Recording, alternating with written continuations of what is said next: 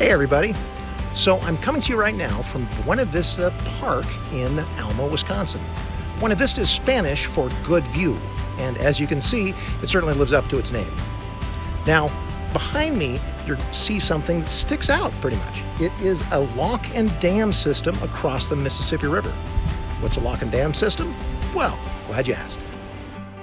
The Mississippi River is one of the world's great rivers, and as you can see in this map, it serves as the watershed, or the place where water drains to, for the entire central part of the United States. The Mississippi has long been used for transportation.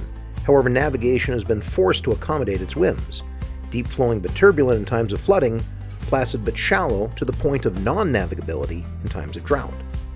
In order to make the Mississippi more navigable year-round, in the 1930s the U.S. Army Corps of Engineers constructed a series of locks and dams along the Mississippi. Each dam stopped the river's natural flow to create a series of slack water pools behind each dam. In the 670 miles of river between Minneapolis and St. Louis, there are 27 of these locks and dams. Over this stretch of water, the Mississippi has a fall of about 420 feet.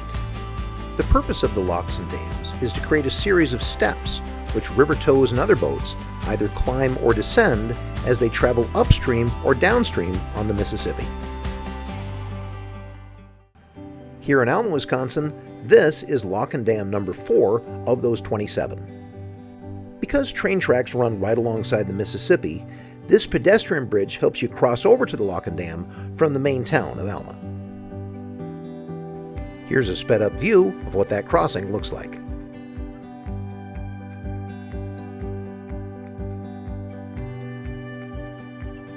Here's an example of a boat using the lock system. In this case, this boat is traveling downriver and uses the lock to travel down from one pool to the next. Once the boat is safely in the lock gates close to seal off the water in the lock from the rest of the river.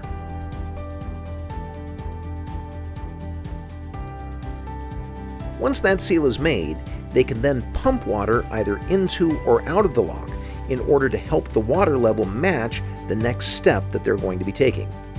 In this case, look at the water along the side to see how it's dropped as they're pumping the water out.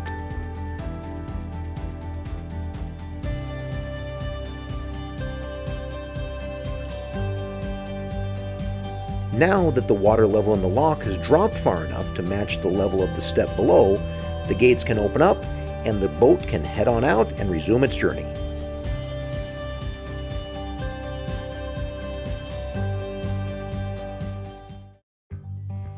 Locks and dams work together to keep river traffic moving. The dams make sure that the river levels stay constant enough for boats to travel on, and the locks help boats to get around the dams.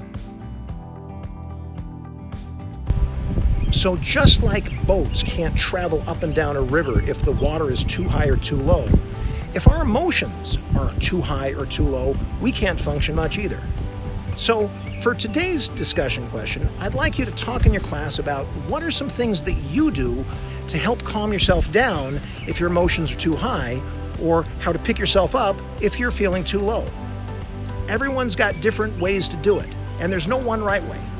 However, just like the Mississippi River needs something to take care of its water, we need something else to go ahead and take care of ourselves too. All right, you take care.